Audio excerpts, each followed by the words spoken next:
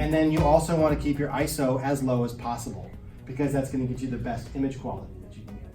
So if you know that you're shooting at 1/200th of a second and ISO 100 or 200 or whatever your bottom ISO is, then that means that the only variables you have to worry about in terms of getting your lighting right are the actual power of the lights that you're using and your aperture. And for the most part, even with that, I would just focus on the aperture and the depth of field that you want and the sharpness. That's why your kit lenses are just as good as any like fancy portrait lens for this. Because you can go at like f8, say, which is like the maximum sharpness of your lens. And since you're not trying to blur the background out all that much because it's just a white backdrop, or it's, you know, one of those kind of like kind of grayish things. An f8 is fine. It's going to get your face really solid in focus. If you're a little bit off in the eyes, it's not going to penalize you like it would if you're shooting it at 1.8, where you might get the eyelashes, but not the eyeball itself. So then you're just focusing on your light. So this room has 3 different backdrops. We've got the white one, we've got a black one, and we've got green. I don't use green. I almost never use green. Green is good for video because it's one of those colors you can say like, okay, I want to remove all the green from the thing, and then the background disappears and you put the person over something else. There are better ways to do that with photography when you've only got one frame to worry about. And the problem with green for photography is that the green will like reflect onto the people and give them all kinds of weird green tones that I don't like as much. It's a necessary evil that you can kind of get over with video, because when you're doing 24 frames a second, you can't go out and like do each frame. So you trade off. So we're gonna use white. We're gonna start with white. And we'll start with a nice great big light. The bigger the light source is, the softer the light's gonna be. And that has nothing to do with brightness. That has everything to do with the break between lit and shadow. If it's a hard light, there's gonna be a strong, clear line between when the lit part is, where the lit part is and where the shadow is. If it's a soft light, it fades from the bright to the shadow. The exception to that is if you get the soft light too close and it overwhelms the person, then it doesn't matter. It'll still be harsh.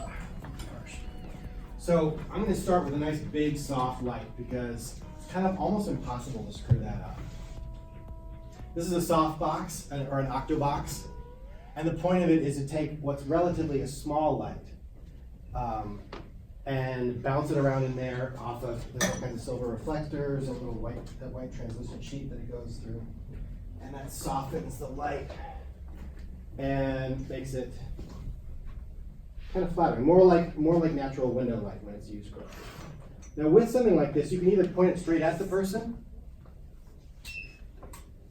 or if you want it even softer, you point it just off the person.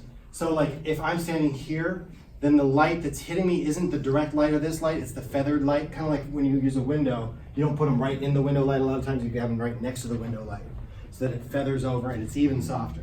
So we'll get examples of both. Where did I put my camera? Thank you. So I'm gonna take my camera, let's set it to f8-ish. I'm gonna drop my ISO right down to 64. You guys don't have ISO 64 as an option. Mine's more of a fancy studio camera, so it has that. And that just means there's less grain. And it's also good for like if you're gonna shoot rivers or something like that where you want the water to like look like it's all blurred out. You can lessen your ISO, that means it's less sensitive, slower shutter speed, yada yada. So what I've got here is, this is a receiver. And it plugs in from the flash port into this part on the flash. And then this is a transmitter which I put on the top of my camera. You always want to remember to turn them both off when you're done with them. I've never worn out the battery just by using it. I've always worn out the batteries on the transmitter and the receiver by leaving them on before I'm done with them. Once I'm done with them. All right, Casey, why don't you hop up on that stool?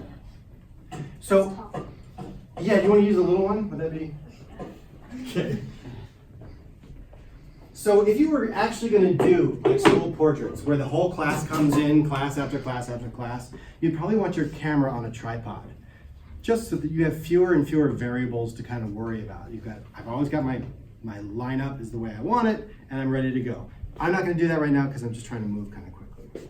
So what I do is, so I set it 200th of a second. I set my white balance to daylight because these flashes are calibrated for daylight, so they're going to give you pretty accurate color at daylight. I'm going to zoom to 70 millimeters, get down, and check my exposure. And that is super dark. So that means I need to turn up the flash. And actually, I'm going to point it at you too, because I'm trying to be a little bit more specific. So I had the flash all the way down there, because I think the last one I was shooting was like f1.4. So, and I'm going to drop it to 5.6, because I know all of your cameras can do it at 5.6. But that's too soon. All right, that's a closer exposure to what I want. Still a little bit dark, so I'm probably going to turn it up a bit.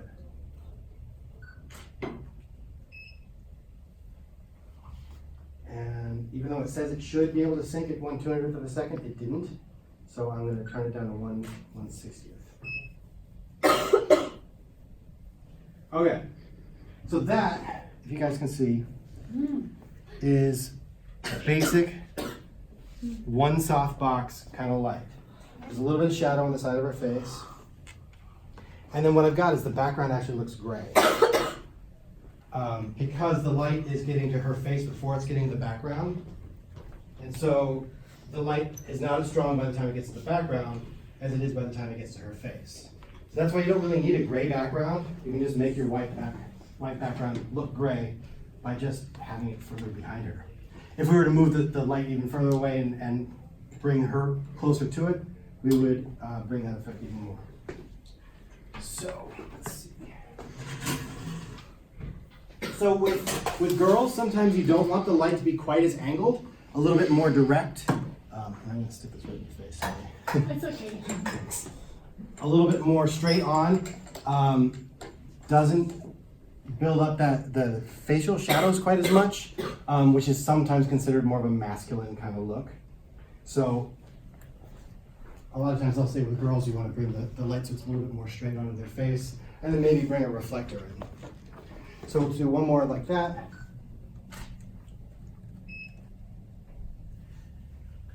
And the shadows, and I brightened it up just a touch, and there's a little bit less shadow there. Let me grab a reflector.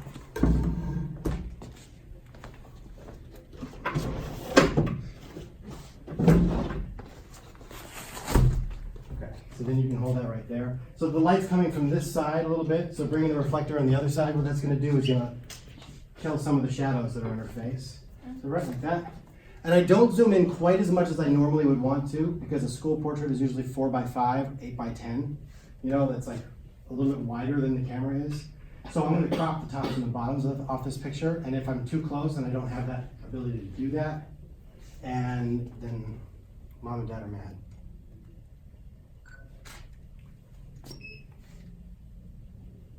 All right, I don't know if you can tell the difference there, but there's a little bit less shadow under her chin with the reflector on there. And still the background is untouched. It's basically the same as it was. So that's a single light, and it's a pretty flattering light. Like if you get in there, it's super sharp on her eyes. So you get that nice catch light, the sharp eyes. Then this is also a softbox. It's a smaller one. It's going to give slightly harder light than the big one. I'm just going to use it to light the background though. In fact, I'm going to take the softbox off. I'm going to see. On the seat. So if I want to have my second light go on, I need another receiver so that it picks up the same signal sent by the camera. You don't have to change any settings on the camera to make the flash thing go off. You just plug the transmitter into your hot shoe at the top and it'll make it go. It just gets a quick signal and sends the radio burst right over. So I get my other receiver here, switch it to flash, plug it in. Okay, and I'm going to crank this one up because I want the background to look white. So I'm making it purposely brighter than the light that I'm doing on Casey's face.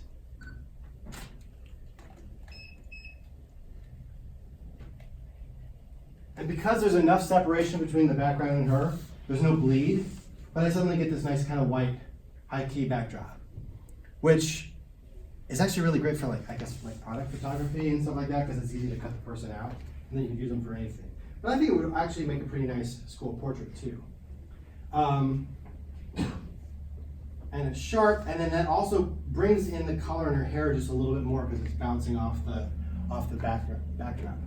I could theoretically do that, which should light her up a little bit more. Let's see what that does.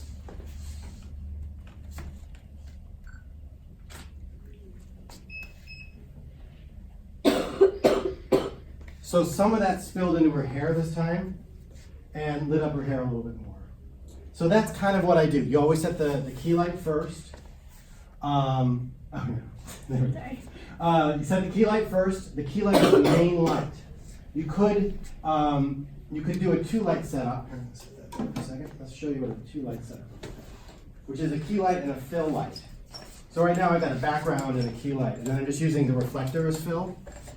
Let's say that you would prefer to have like a nice gray backdrop. So I'm going to bring this in, turn it down, and this is going to go straight right at her. Sorry, did that? It's okay. Bit much? Bring that up. And instead of using the reflector for fill, we're going to use this as fill. And then we're going to bring in the other softbox, which is kind of, actually for a picture like this, a smaller softbox might be more appropriate. Because A, it doesn't block you as much. I think it's kind of a pain to move around because it's big and heavy, and it overwhelms the sand. So that's why it's got a sandbag on it, but even with the sandbag, if you get the angle up kind of a little heavy, it starts to tip over, which is frightening. So I'm always usually keeping this at kind of a 45-degree angle, slightly above.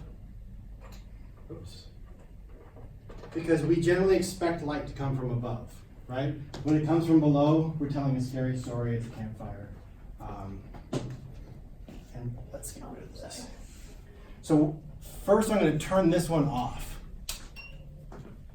You don't want to have too many variables all at once. So get into her face.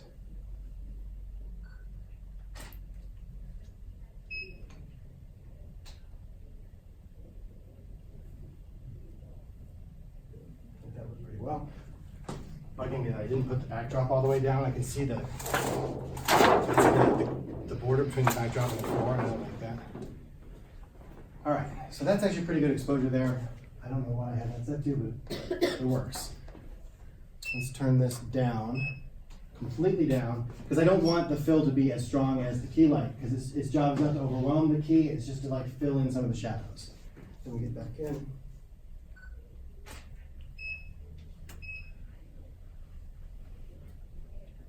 Kind of whiff my focus a little bit, but that softened things up quite a bit. And let's actually angle that off that way a little bit so that some of it goes into the background too. Try one more.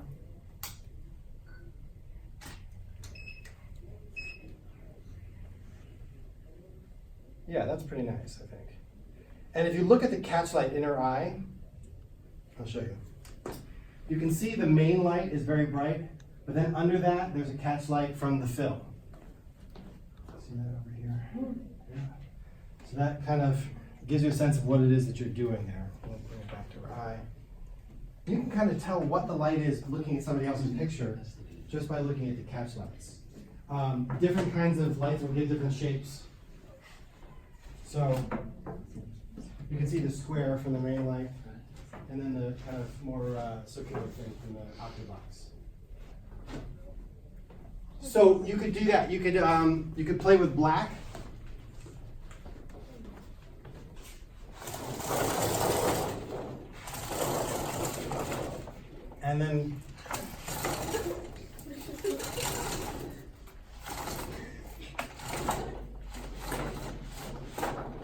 And then let's see what that does. I mean, it should be pretty obvious what it's going to do. It's going to make it black, right? But we're kind of lighting it.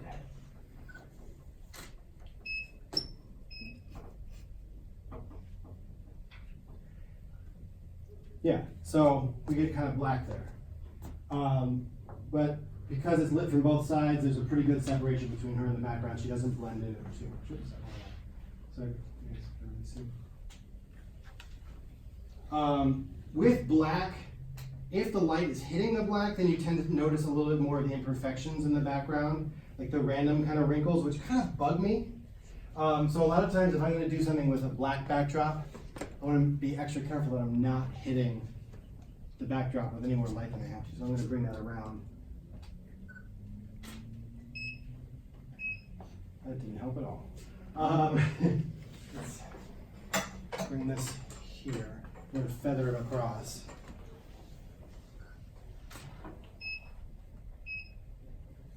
Yeah, so it's okay. I don't know if it's the way I would go. I think I'd probably go with white or gray if I were you guys. Let's go take a look at the other light setup so that you guys are at least somewhat familiar with both before we move on. Do you notice when the lights beep at the end of after each shot? That means that they've recycled and they're ready to use again. You don't have to turn the beep on, but I recommend it because otherwise you might shoot before the flash is ready for a second shot. And then in this little box is the wireless transmitter. I ran across to Walgreens today to get a new battery for it. It wasn't working when I came in the morning.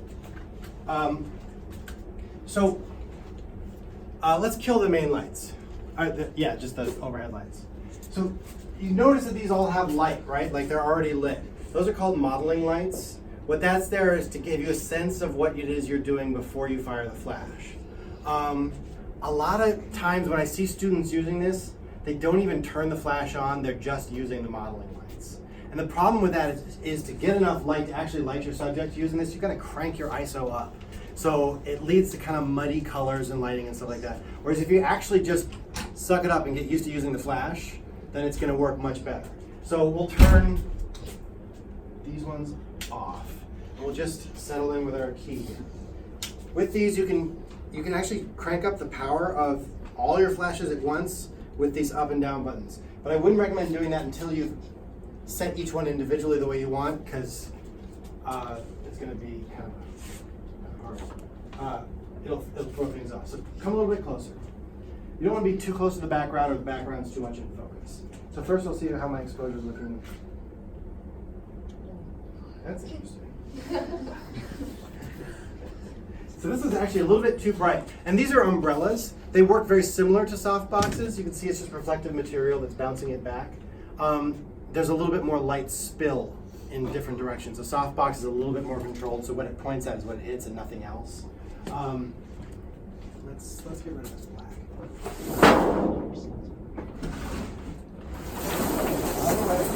Fun. Oh my God. These are loose. And the nice thing about paper is you've got people stepping on them.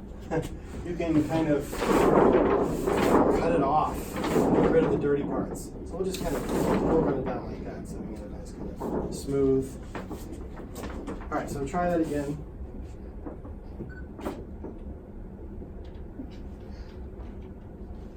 And it's pretty similar exposure. I got the key light on the other side this time, but you can see the background's, because this is a smaller space, that light is spilling over the background even more so than the softbox was. So I almost don't even need another light on it, but I'm going to do it anyways. So this one I'm going to use just on the background. And we'll keep it kind of close, but hopefully not hitting you. When you're moving the lights around, this little handle right here, you loosen it and then you can move things around. And then you just tighten it back up in place. So now we got our backdrop light. Yeah, come in a little bit. Back this off. And I'm doing focus recompose. That's better. All right. So I need to turn up the power on this one because it didn't really make much of a difference. And that's just with this little dial. Okay, that one's cranked up. Then we'll just use our fill light over here. How are we doing on time? 9 minutes? Okay. 8 minutes. 8 minutes. Shoot a couple more. Just set this up. Bring it down. And you know what, that key light, I think I might raise up a little bit because it feels a little bit low down right now. But yeah, I don't know why It's intimidating. I guess it's intimidating to start with flash because you can't see what it's doing until you shoot it. But if you guys are getting really good at just ripping that Band-Aid off and just doing it, it's going to transform studio stuff. That's cool.